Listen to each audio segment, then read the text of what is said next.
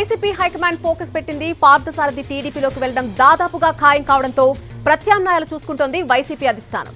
మంత్రి జోగి రమేష్ పేరు అలాగే పార్టీ నేత పడమట సురేష్ బాబు పేర్లను కూడా పరిశీలిస్తోంది. పెడన నుంచి జోగి రమేష్ పోటీపై ఇంకా క్లారిటీ రాలేదు. దీంతో తెరపైకి కొత్త ఈక్వేషన్స్ వస్తున్నాయి. జోగి రమేష్ కు పెనమలూరు ఇస్తే పెడన నుంచి కృష్ణా జడ్పీ చైర్మన్ భర్త ఉప్పాల రాము పేరు పరిశీలిస్తోంది హైకమాండ్.